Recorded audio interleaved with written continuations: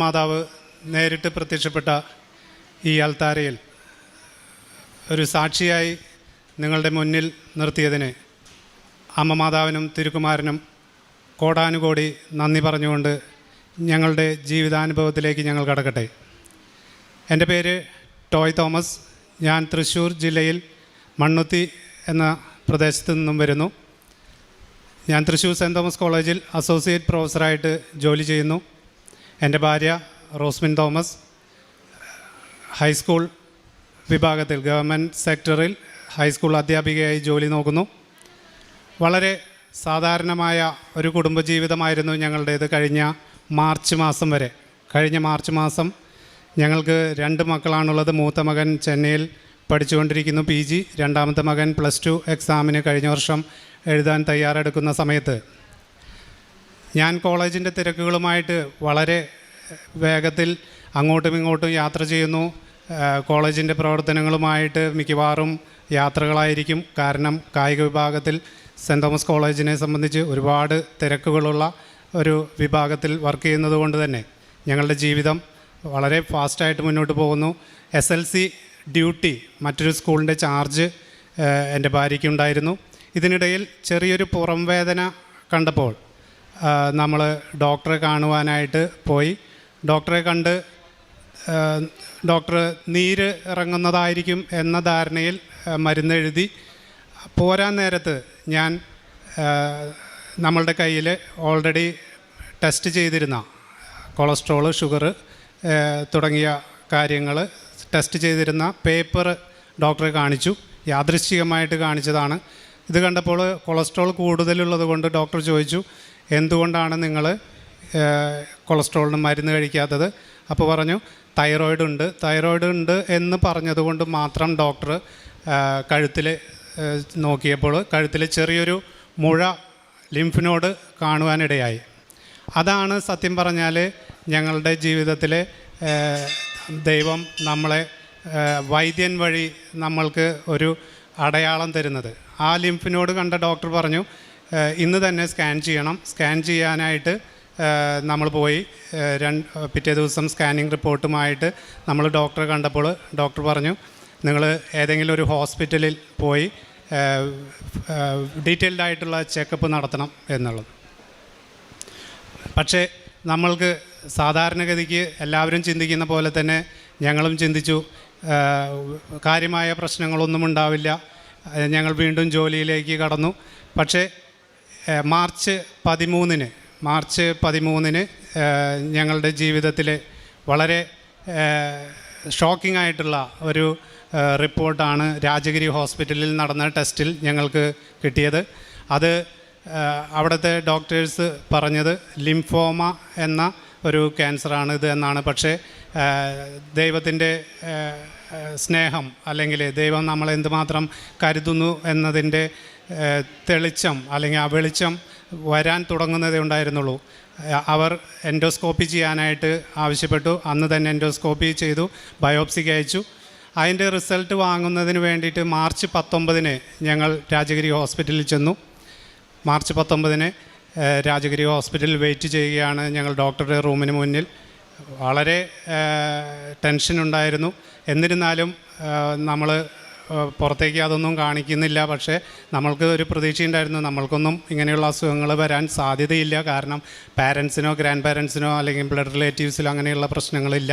അതുകൊണ്ട് തന്നെ ഇതായിരിക്കില്ല എന്ന ഒരു ധാരണയിലായിരുന്നു. പക്ഷേ റിസൾട്ട് വന്നപ്പോൾ നമ്മൾ പറയും നമ്മളുടെ മെറിറ്റെല്ലാം തകിടം മറിച്ചുകൊണ്ടുള്ള ഒരു റിസൾട്ടാണ് വന്നത്. ഡോക്ടർ വളരെ കൂളായിട്ട് ഞങ്ങൾ 2 പേരെയും ഇരുത്തി പറഞ്ഞു, ഇത് ലിംഫോമ ക്യാൻസർ അല്ല, ഇത് സ്റ്റൊമക് അഡിനോ കാർസിനോമ എന്ന് പറയുന്ന വളരെ അഗ്രസീവായിട്ടുള്ള ക്യാൻസറാണ്. അതിൽ തന്നെ 4th സ്റ്റേജിലൂടെയാണ് നിങ്ങൾ കടന്നു പോകുന്നത്. നിങ്ങൾക്ക് ട്രീറ്റ്മെൻറ്റ് എടുക്കുക അസാധ്യമാണ്. ട്രീറ്റ്മെൻറ്റ് ചെയ്തിട്ട് പ്രത്യേകിച്ച് കാര്യമില്ല. ഇത് കേട്ട് എങ്ങനെയാണ് ആ റൂമിൽ നിന്ന് ഞാൻ പുറത്തിറങ്ങിയതെന്നറിയില്ല. അന്ന് മാർച്ച് 19, 2024 ഞങ്ങൾ തിരിച്ച് തൃശ്ശൂരിലേക്ക് പോകുന്നു. ഈ വിവരം അറിഞ്ഞ് പിറ്റേന്ന് 2024 മാർച്ച് 20 ഞാൻ ഒരു ഇൻ്റർവ്യൂ നടത്തുന്നതിന് വേണ്ടി കുറവിലങ്ങാട് കോളേജിലേക്ക് പോയി. ആ സമയത്ത് ആ ഇൻ്റർവ്യൂ നടന്നുകൊണ്ടിരിക്കുന്നതിനിടയിൽ എനിക്കൊരു കോൾ വന്ന് ഞാൻ പുറത്ത് വന്ന് അറ്റൻഡ് ചെയ്തു. മാലദ്വീപിൽ നിന്ന് എൻ്റെ ഒരു ഫ്രണ്ട് ബാബു എന്നെ വിളിക്കുന്നു. അവൻ ഡിഗ്രിക്ക് എൻ്റെ കൂടെ പഠിച്ചതാണ്. അവൻ്റെ ഒരു കോൾ വന്നിട്ട് പറയുകയാണ്, നിനക്ക് മനുഷ്യന് അസാധ്യമായത് ചെയ്തു തരുവാനായിട്ട് സാധിക്കുന്ന ഒരു സ്ഥലമുണ്ട്, നീ അവിടെ പോകണം. അവിടെ പോയി കഴിഞ്ഞാൽ നിനക്ക് എന്ത് പ്രശ്നമാണെങ്കിലും അത് മാറ്റിത്തരും എന്ന് പറഞ്ഞുകൊണ്ട് അവൻ ഫോൺ കട്ട് ചെയ്തു. ഇത് കഴിഞ്ഞ് വേറെ അധികം സംസാരിച്ചൊന്നുമില്ല, എന്നെ നിർബന്ധിച്ചിട്ടൊന്നുമില്ല. പക്ഷേ ഇത് കഴിഞ്ഞ് ഞാൻ വീട്ടിലേക്ക് രാത്രി എത്തുമ്പോഴേക്കും വൈഫിൻ്റെ അടുത്ത്, റോസ്മിൻ്റെ അടുത്ത്, റോസ്മിൻ്റെ കൂടെ വർക്ക് ചെയ്തിരുന്ന ബിന്നി ടീച്ചറുണ്ട്. ബിന്നി ടീച്ചർ US-ലാണ്. അമേരിക്കയിൽ നിന്ന് ടീച്ചർ ഇതറിഞ്ഞ് ഒരുപാട് സാക്ഷ്യങ്ങളെല്ലാം ഇട്ട് കൊടുത്തിട്ട് പറയുകയാണ്, നീ നാളെ തന്നെ അല്ലെങ്കിൽ പറ്റുന്ന വേഗം തന്നെ കൃപാസനത്തിൽ പോയി ഉടമ്പടി എടുക്കണം, നിങ്ങൾക്ക് ഒന്നും മാതാവ് വരുത്തില്ല എന്ന് നമ്മളോട് ഉറപ്പിച്ച് പറഞ്ഞു. ഇത് ഞാൻ എൻ്റെ അനുഭവം പറയാൻ ചെല്ലുമ്പോഴാണ് ഇവൾ എന്നോട് ഇങ്ങോട്ട് അമേരിക്കയിൽ നിന്ന് ബിന്നി ടീച്ചർ ഇങ്ങനെ വിളിച്ചിരുന്നു എന്ന കാര്യം പറയുന്നു. സത്യം പറഞ്ഞാൽ ഈ 20-ാം തീയതി ഇത് അറിഞ്ഞ് 23-ന് ഞാൻ ഇവിടെ വന്ന് ഉടമ്പടി എടുക്കുകയാണ് ഉണ്ടായത്. കാരണം ആ സമയത്ത് യാത്ര ചെയ്യാൻ പറ്റാത്ത ഒരു സിറ്റുവേഷനിലേക്ക് ഇവൾ എത്തിക്കഴിഞ്ഞിരുന്നു. അതുകൊണ്ട് തന്നെ ഞാൻ നേരിട്ട് വന്ന് ഞാൻ ഒറ്റയ്ക്ക് വന്നിട്ട് ഇവിടെ ഉടമ്പടി എടുത്തു. ഈ അസുഖത്തിന് നമ്മൾ ഇതിനിടയിൽ പല ഹോസ്പിറ്റലുകളിലേക്കും സെക്കൻഡ് ഒപ്പീനിയൻ എടുക്കുന്നതിന് വേണ്ടിയിട്ട് കേരളത്തിന് പുറത്ത് മുംബൈ, വെല്ലൂർ തുടങ്ങിയ ഹോസ്പിറ്റലുകളിലേക്ക് ഇതിൻ്റെ ടെസ്റ്റ് റിപ്പോർട്ട് അയക്കുകയും അവിടെ നിന്ന് സെക്കൻഡ് ഒപ്പീനിയൻ എടുക്കുകയും ചെയ്തിട്ടുണ്ട്, മുംബൈ ടാറ്റയിലേക്കും. ഇതിന് പുറമെ അമേരിക്കയിലും UK-യിലുമുള്ള നമ്മുടെ ഫ്രണ്ട്സിന് ഇതിൻ്റെ റിപ്പോർട്ട് അയച്ചു. എല്ലായിടത്തു നിന്ന് നമ്മൾക്ക് കൃത്യമായിട്ട് അവർ വിവരം തന്നു, ഇതിനെ ട്രീറ്റ്മെൻറ്റ് ചെയ്തിട്ട് കാര്യമില്ല, ഇത് ട്രീറ്റ്മെൻറ്റ് ചെയ്താൽ ഇയാളുടെ ആരോഗ്യനില വഷളാവും, ഓപ്പറേഷൻ ഇതിന് സാധ്യമല്ല, റേഡിയേഷൻ ഇതിന് സാധ്യമല്ല, പിന്നെ പാലിയേറ്റീവ് കീമോ എന്ന് പറയുന്ന ഒരു അവസ്ഥ മാത്രമാണ് ബാക്കി നിൽക്കുന്നത്, അത് ചെയ്യാതിരിക്കുന്നതാണ് നല്ലത് എന്നാണ് അവരുടെയും അഭിപ്രായമായിരുന്നത്. ഞങ്ങൾ ഇവിടെ വന്ന് ഉടമ്പടി എടുക്കാനായിട്ട് ഞാനിവിടെ വന്ന് ഉടമ്പടി എടുത്ത് ആ ഉടമ്പടി പ്രദക്ഷിണത്തിൽ, ഇപ്പോൾ അവിടെ ഉടമ്പടി പ്രദക്ഷിണം നടക്കുന്നത്, ഉടമ്പടി പ്രദക്ഷിണത്തിൽ എനിക്ക് മാതാവിൻ്റെ രൂപം കിട്ടി. ആ മാതാവിൻ്റെ രൂപം കിട്ടിയ ആ നിമിഷം മുതൽ എനിക്ക് തോന്നുന്നു ആ പ്രസൻസ് ഞങ്ങൾക്ക് ഫീൽ ചെയ്യാൻ തുടങ്ങി. ഇത് 2024 മാർച്ച് 23-ന് അവിടെ നിന്നും ഞങ്ങളുടെ പുതിയ ഒരു ജീവിത രീതി അല്ലെങ്കിൽ നിത്യതയിലേക്കുള്ള ഒരു ജീവിത ശൈലി ഞങ്ങൾ രൂപപ്പെടുത്തി എടുത്തു തുടങ്ങുകയായിരുന്നു. ബഹുമാനപ്പെട്ട VP ജോസഫ് അച്ഛൻ്റെ ഭാഷയിൽ പറഞ്ഞാൽ നമ്മൾ നിത്യതയിലേക്കുള്ള എക്സ്പ്രസ് ഹൈവേയിലേക്ക് കയറി എന്ന് വേണം അനുമാനിക്കാൻ. കാരണം അവിടെ അതുവരെ ഉണ്ടായിരുന്ന നമ്മളുടെ ഒരു ആവറേജ് ക്രിസ്ത്യാനിയുടെ ജീവിതത്തിൽ നിന്നും മാറി പ്രാർത്ഥന മാത്രം പോരാ, പ്രവൃത്തികളും നമ്മളുടെ ജീവിതത്തിൽ വേണമെന്ന് നമ്മൾ അനുഭവത്തിലൂടെ പഠിക്കാൻ തുടങ്ങുന്നത് മാർച്ച് 23-നാണ്. ഞങ്ങൾ ഈ ഒരു വർഷം ഈ കംപ്ലീറ്റ് ചെയ്തുകൊണ്ട് ആദ്യ വർഷത്തിൻ്റെ ആഘോഷത്തിനുള്ള ഒരുക്കത്തിലാണ് ഞങ്ങൾ. കാരണം മാതാവ് ഞങ്ങൾ എന്തുമാത്രം സ്നേഹിച്ചിരുന്നു എന്നതിൻ്റെ തെളിവുകൾ പിന്നാലെ കിട്ടാൻ തുടങ്ങി. ഏപ്രിൽ 3-ന് വളരെ പ്രയാസപ്പെട്ടാണെങ്കിലും ഞാൻ ഇവളെയും കൊണ്ട് ഇവിടെ വരികയും ബഹുമാനപ്പെട്ട ജോസഫ് അച്ഛനെ കണ്ട് തലയിൽ കൈവച്ച് അനുഗ്രഹിച്ച് പ്രാർത്ഥിക്കുകയും കാശുരൂപം തരികയും ചെയ്തു.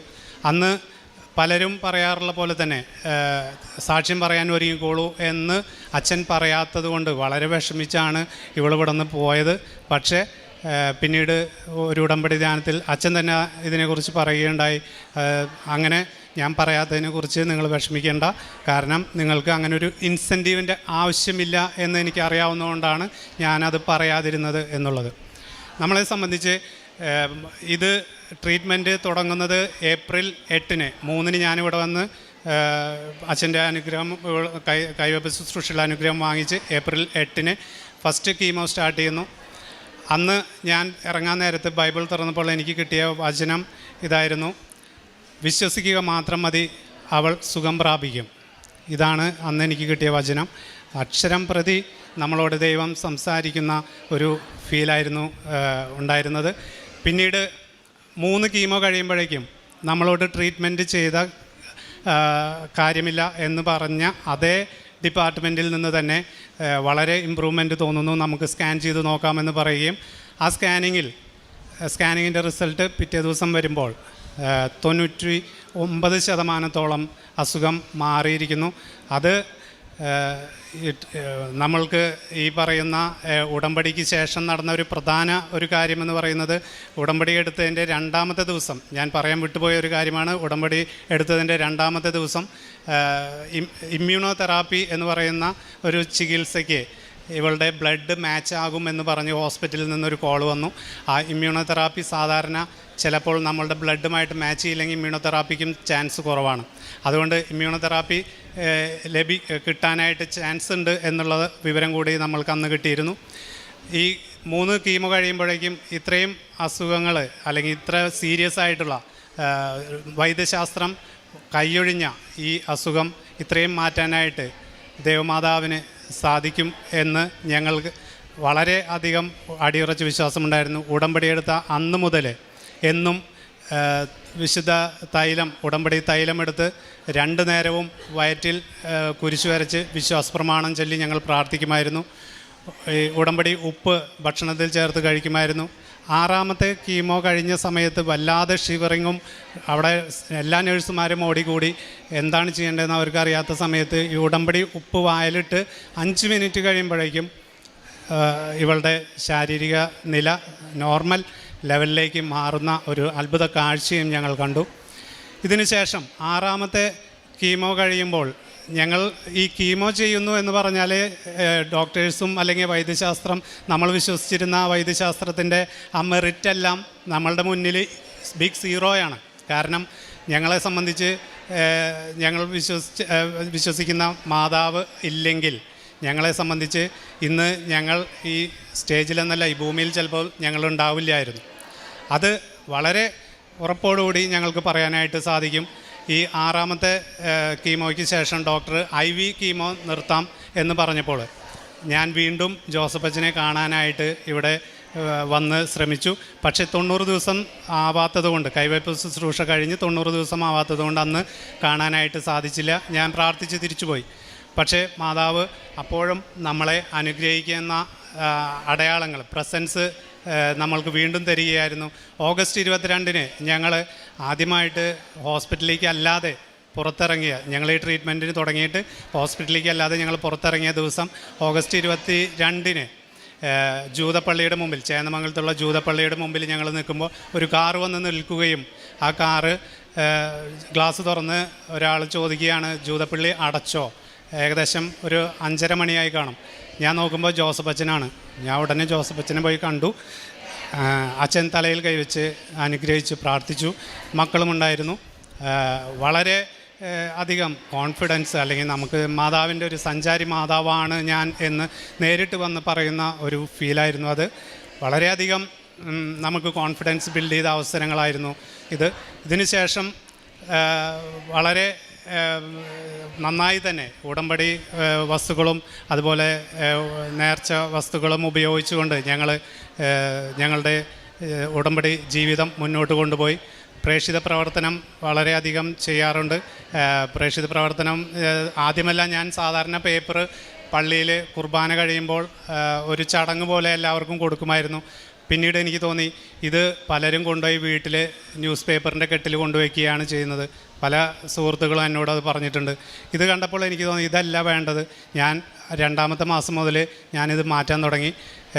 ഓരോ വീടുകളിൽ ചെന്ന് ഞങ്ങളുടെ അനുഭവങ്ങൾ പറഞ്ഞ് ഈ കൃപാസനം പത്രം കൊടുക്കുകയും ഈ അനുഭവങ്ങൾ വളരെ കൃത്യമായിട്ട്, പലർക്കും പല സംശയങ്ങളാണ്, കൃപാസനത്തെക്കുറിച്ച് പറയുമ്പോൾ പല സംശയങ്ങളാണ്. കൃത്യമായിട്ട് നമ്മൾ നമ്മുടെ അനുഭവങ്ങൾ മുന്നിൽ വെച്ചുകൊണ്ട് കൃത്യമായിട്ട് നമ്മൾ അതിന് മറുപടി കൊടുത്ത് അവർക്ക് പത്രം കൊടുക്കും. വിശ്വാസപ്രമാണം ചൊല്ലി അവരെ മാതാവിലേക്ക് അടുപ്പിക്കാനായിട്ട് പ്രാർത്ഥിച്ചുകൊണ്ടാണ് ഈ പത്രം വിതരണം ചെയ്യാറുള്ളത്. സ്കാനാണ് നമ്മൾ ഈ 6 കീമോ കഴിഞ്ഞപ്പോൾ പെറ്റ് സ്കാനാണ് ചെയ്തത്. ഹോസ്പിറ്റലിൽ നിന്ന് നിർദ്ദേശിച്ചനുസരിച്ച് ഈ പെറ്റ് സ്കാനിൽ 0% ക്യാൻസർ സെൽസ് എന്നുള്ള റിപ്പോർട്ട് നമുക്ക് കിട്ടുകയും പരിപൂർണ രോഗശാന്തി മാതാവ് തരികയും ചെയ്തു എന്നുള്ള വളരെ അത്ഭുതകരമായ ഒരു മിറാക്കിൾ എന്ന് തന്നെ ഞങ്ങൾ അതിനെ വിശേഷിപ്പിക്കും. ഞങ്ങളുടെ ജീവിതത്തിൽ വളരെ അധികം ഞങ്ങളെ വിഷമിപ്പിച്ച ഒരു ദശാസന്ധിയിലൂടെ മാതാവിൻ്റെ മക്കളാക്കി ഞങ്ങളെ ഉയർത്തുകയും ഞങ്ങൾക്ക് ദൈവത്തിലേക്ക് അടുക്കാനുള്ള ഒരു അവസരമായി ഇതിനെ മാറ്റുകയും ചെയ്ത അമ്മ മാതാവിനെ കോടാനുകോടി നന്ദി അർപ്പിച്ചുകൊണ്ട് പരിശുദ്ധ അമ്മയുടെ പ്രത്യക്ഷീകരണത്തിൻ്റെ സാക്ഷിയായി എന്നെ ഉയർത്തിയതിനും ഈ തിരുസന്നിധിയിൽ സാക്ഷ്യം പറയാനുള്ള കൃപ നൽകിയതിനും അമ്മയ്ക്കും തിരുക്കുമാരനും കോടാനുകോടി നന്ദി. വളരെ തിരക്ക് പിടിച്ച ജീവിതത്തിനിടയിലാണ് ഈ പുറം വേദനയും അതുപോലെ തന്നെ കുറേ ചെക്കപ്പുകൾ കഴിഞ്ഞ് അത് ഒന്നും പോസിബിൾ അല്ലാത്ത ഒരു അഡിനോ കാസിനോമ ഫൈനൽ സ്റ്റേജ് എന്നുള്ള ഒരു വെർഡിക്റ്റ് കിട്ടുന്നത്. അപ്പോൾ ഞാൻ ആദ്യം വിചാരിച്ചത് എനിക്ക് ദൈവം ഇത്ര ആയുസ്സാണ് തന്നിട്ടുള്ളൂ, അപ്പോൾ അതിനനുസരിച്ച് മുന്നോട്ട് പോകാം. പക്ഷേ ആ റിസൾട്ട് കിട്ടിയതിൻ്റെ പിറ്റേ ദിവസം ഇതുപോലെ 2 പേര്, എൻ്റെ കൊളീഗായിരുന്ന ബിന്നി ടീച്ചറും പിന്നെ ഹസ്ബൻഡിൻ്റെ ഫ്രണ്ടും വിളിച്ച് പറഞ്ഞു, നിങ്ങൾ നിരാശപ്പെടണ്ട, നിങ്ങളുടെ കൂടെയുണ്ട്, പരിശുദ്ധ മാതാവേ, സഞ്ചാരി മാതാവേ, കൂടെ ഉണ്ടാവണമേ, കൃപാസനത്തിൽ ചെന്ന് പ്രാർത്ഥിക്കുക. ബിന്നി ടീച്ചർ പറഞ്ഞു, ഞാൻ കുറച്ച് ദിവസത്തിൻ്റെ ഉള്ളിൽ വരും, നിനക്ക് പോകാൻ പറ്റില്ലെങ്കിൽ ഞാൻ തന്നെ കൊണ്ടുപോകാം, അങ്ങനെ പറഞ്ഞു. അപ്പോഴാണ് ഉള്ളിൽ നമുക്കൊരു ഇതിൽ നിന്ന് രക്ഷപ്പെടാൻ ഉള്ള ഒരു സാധ്യതയുണ്ടെന്നുള്ളത് മനസ്സിലായി തുടങ്ങിയത്. ഇങ്ങനെ കുറേ അതിനു മുമ്പ് അച്ഛൻ വന്ന് അച്ഛൻ്റെ കൈവയ്പ്പ് പ്രാർത്ഥന കഴിഞ്ഞ് സാക്ഷ്യം പറയാനായിട്ട് പറയാതിരുന്നപ്പോൾ എനിക്ക് വളരെയധികം വിഷമമായി. പക്ഷേ ട്രീറ്റ്മെൻറ്റ് തുടങ്ങി. ആദ്യത്തെ കീമോ കഴിഞ്ഞ് 1-2 ദിവസം കഴിഞ്ഞപ്പോൾ തന്നെ എനിക്ക് അത്ഭുതകരമായ മാറ്റങ്ങളാണ് ഉണ്ടായത്. എനിക്ക് ഒരു സൈഡ് വെച്ചിട്ട് അധികം നേരം കിടക്കാൻ പോലും പറ്റില്ലായിരുന്നു. പക്ഷേ പിന്നെ എനിക്ക് യാതൊരു ആരോഗ്യ പ്രശ്നങ്ങളും ഉണ്ടായില്ല. ഒരു ഫുഡ് കീമോ എടുത്ത ദിവസങ്ങളിൽ ഫുഡ് കഴിക്കാനായിട്ട് ഒരു ബുദ്ധിമുട്ടുണ്ടാവും. അതല്ലാതെ വേറൊരു തരത്തിലും എല്ലാവരും പറയുന്ന പോലെ യാതൊരു പ്രശ്നങ്ങളോ എനിക്ക് ക്യാൻസർ ആണെന്നോ ഒന്നും എനിക്ക് തോന്നിയിട്ടില്ല. എനിക്ക് വളരെ ഞാൻ ചോദിച്ചു, എന്താ എൻ്റെ മുടിയൊന്നും കൊഴിയാത്തത്? അതും ഒന്നും ഒരു കാര്യവും സംഭവിച്ചിട്ടില്ല. എല്ലാവരും എന്നെ വളരെ സിമ്പതിയോടുകൂടി നോക്കുമ്പോഴും എനിക്ക് മാതാവ് എൻ്റെ കൂടെ തന്നെയുണ്ടെന്നുള്ള ഒരു ആത്മവിശ്വാസവും ഉത്തമ ബോധ്യമുണ്ടായിരുന്നു. അത് ഒക്ടോബർ 22-ാം തീയതി ധ്യാനത്തിൽ അച്ഛൻ ഉടമ്പടി ധ്യാനത്തിൽ ബഹുമാനപ്പെട്ട ജോസഫ് അച്ഛൻ പറഞ്ഞു, ഈ പ്രാവശ്യം കുറച്ച് പേര് മഴവില്ല് കാണും മാതാവിൻ്റെ സംരക്ഷണത്തിൻ്റെ പ്രതീകമായി. അപ്പോൾ എനിക്ക് ചെറിയൊരു ചെസ്റ്റ് ഇൻഫെക്ഷൻ ഉണ്ടായിരുന്നു.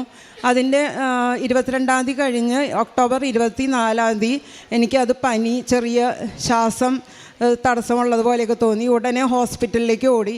അപ്പോൾ അവിടെ ചെന്നപ്പോൾ അവിടെ നിന്ന് പറഞ്ഞത്, ഇത് കീമോ ടാബ്ലറ്റ് കഴിക്കുന്നുണ്ട്, അത് കാരണം പെട്ടെന്നൊന്നും കുറയില്ല, നിങ്ങൾ രാത്രി കൂടുകയാണെങ്കിൽ രാത്രി തന്നെ വന്ന് എമർജൻസി ആയിട്ട് കാഷ്വാലിറ്റിയിൽ അഡ്മിറ്റ് ആവണം. പക്ഷേ എനിക്ക് ഉള്ളിൽ മാതാവ് എൻ്റെ കൂടെ തന്നെ നടക്കുന്ന എന്നുള്ള ഉത്തമ ബോധ്യം, എനിക്ക് ഒന്നും വരില്ല എന്നുള്ള നല്ല ബോധ്യം ഉണ്ടായിരുന്നു. അന്ന് ഞങ്ങൾ തിരിച്ച് വന്നുകൊണ്ടിരിക്കുമ്പോൾ പെട്ടെന്ന് നോക്കുമ്പോൾ മഴവില്ല്, അങ്കമാലി ആ സൈഡിലെത്തിയപ്പോൾ മഴവില്ല. അപ്പോൾ ഞാൻ വേഗം ഹസ്ബൻഡിനോട് പറഞ്ഞു, ഈ മഴവില്ല് മാതാവ് അച്ഛൻ്റെ ധ്യാനത്തിൽ പറഞ്ഞിട്ടുണ്ടല്ലോ, മഴവില്ല് മാതാവ് ഇതേ നമ്മുടെ കൂടെ, നമ്മൾ ഒന്നും പറ്റില്ല, എനിക്കൊന്നും സംഭവിക്കില്ല. അപ്പോൾ ഞങ്ങൾ വണ്ടി പാർക്ക് ചെയ്യാനായിട്ട് സ്ഥലം കിട്ടിയില്ല. സൈഡിൽ ഒതുക്കി അതിൻ്റെ ഫോട്ടോ എടുക്കാനൊക്കെ ശ്രമിച്ചു. പക്ഷെ വണ്ടി പാർക്ക് ചെയ്ത് വരുമ്പോഴേക്കും പിന്നെ മഴവില്ല് കാണാതെ. അപ്പോൾ എനിക്ക് ഉത്തമ ബോധ്യം, കാരണം ഒക്ടോബർ 26-ാം തീയതിയിലുള്ള അഖണ്ഡ ജപമാലയ്ക്ക് വരാനായിട്ട് ഹസ്ബൻഡ് ഒരുങ്ങിയിരിക്കുമ്പോഴാണ് എനിക്കിങ്ങനെ പനി വന്നത്. അപ്പോൾ ആൾക്ക് പോകാൻ പറ്റുമോ എന്നുള്ളൊരു വിഷമം ഉണ്ടായിരുന്നു. അപ്പോൾ ഞാൻ പറഞ്ഞു, എനിക്കൊന്നും സംഭവിക്കില്ല, പനിയൊന്നും കൂടില്ല, ധൈര്യമായിട്ട് പൊക്കോളാൻ പറഞ്ഞു. അങ്ങനെ ഹസ്ബൻഡ് അഖണ്ഡ ജപമാലയിൽ വന്ന് പങ്കെടുത്തു. അന്ന് ഞാൻ അന്നത്തെ ജപമാല അന്നത്തെ 6 മണിക്ക് ഞാൻ വീണ്ടും അച്ഛൻ്റെ ധ്യാനം എടുത്ത് മഴവില്ലിനെ പറ്റി പറഞ്ഞതൊക്കെ ശ്രദ്ധിച്ചു നോക്കി. അപ്പോൾ മാതാവിൻ്റെ സംരക്ഷണത്തിൻ്റെ പ്രതീകമാണ് ഈ മഴവില്ല് എന്നുള്ളത് മനസ്സിലായി. അന്ന് ഞാൻ ഡേറ്റ് ഇട്ട് സമയമിട്ട് പ്രാർത്ഥിച്ചു. അന്ന് അഖണ്ഡ ജപമാലയുടെ വൈകുന്നേരം 6 മണിയാകുമ്പോഴേക്കും എൻ്റെ പനിയൊക്കെ എല്ലാ അസുഖങ്ങളും മാറ്റണേ എന്നുള്ളത്. പിന്നെ എനിക്ക് 6 മണിയാകുമ്പോഴേക്കും നല്ല ഇടയ്ക്കിടയ്ക്ക് വേർക്കുന്നുണ്ടായിരുന്നു. 6 മണി കഴിഞ്ഞ് ഞാൻ ചെക്ക് ചെയ്യാനൊന്നും പോയില്ല. 6 മണിക്ക് നോക്കുമ്പോൾ എനിക്ക് കംപ്ലീറ്റ് നോർമലായിട്ട്, പനിയില്ല, ഒരു പ്രശ്നവുമില്ല.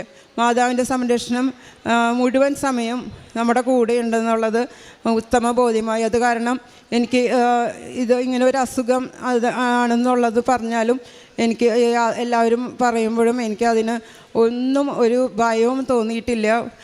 വളരെയധികം ധൈര്യമാണ് പരിശുദ്ധ അമ്മ എനിക്ക് കൊണ്ടുതന്നില്ല. അടുത്ത ആഴ്ച ഞാൻ ലീവ് കഴിഞ്ഞ് എല്ലാം ഇപ്പോൾ ആരോഗ്യ പ്രശ്നങ്ങളൊന്നുമില്ല. ലീവ് കഴിഞ്ഞ് അടുത്ത ആഴ്ച ഞാൻ വീണ്ടും സർവീസിൽ ജോയിൻ ചെയ്യും. മാതാവിൻ്റെ ഉടമ്പടി ജീവിതത്തിൽ തുടരാനുള്ള കരുത്തും ചൈതന്യവും ഞങ്ങൾക്ക് തരാനായിട്ട് പ്രാർത്ഥിക്കുന്നു.